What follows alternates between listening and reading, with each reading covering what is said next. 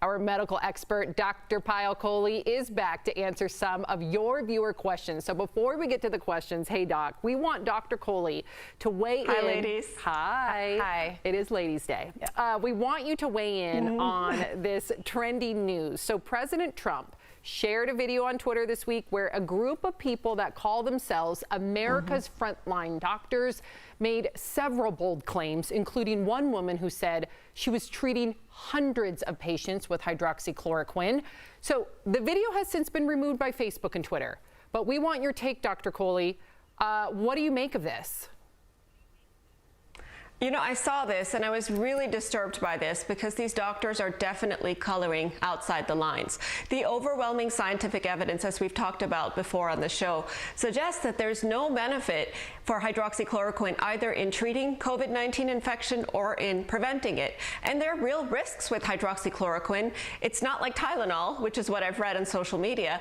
People can have fatal cardiac arrhythmias, and for this reason, the FDA has revoked emergency use authorization for this medication. Now, the FDA does allow doctors to use drugs in an off-label fashion, which means we have permission to prescribe them even for indications that they're not indicated for.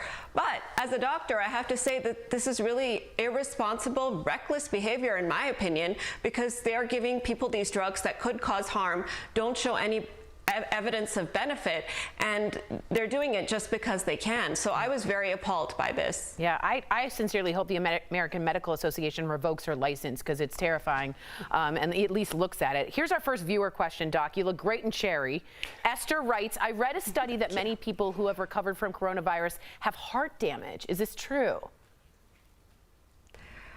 Yes, it is true. And as a cardiologist, I also read these two studies that just came out in JAMA Cardiology this week. So let's talk about them because they're a little scary if you think about it.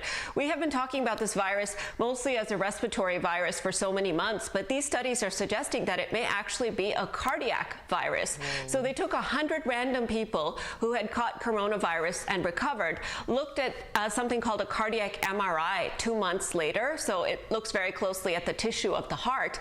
And what they found is that 78% of these random people had abnormal cardiac MRIs, with 60% of them having evidence of cardiac inflammation. So what this tells me is that these people who may even have had a mild infection, and some of them did, may not even have had symptoms, and some of them had none, have evidence of ongoing inflammation in the heart. So this tells us this is not just a cardiac virus, but it can also linger in the cardiac tissue. Terrifying. April Phillips just wrote in, a real doctor. Yeah, talking about you. Amen. We are so appreciative of our Dr. Kohli. So Dave wrote in, could ceiling fans in my home spread coronavirus? Should I keep them off? We have about 30 seconds, Dr. Kohli. If it's in your home, Dave, I wouldn't worry about it because it's just with your family. They can move droplets around, but as long as it's your loved ones and your quarantine bubble, you're safe. If a visitor comes in, try to sit outside if you can, but if they come inside, keep that fan off because it can certainly move those droplets around. I had no idea. Can she just come live with me? I know. I text her a lot. It's almost too much. Do you? Yeah, sorry, Doc. But I will say this. Those are things I never think about. I'm so glad because a ceiling fan wouldn't have even crossed my mind. No, and I love me a good ceiling fan. Isn't it? It's like a Hawaiian breeze. It really is. Especially in the summer. Yeah.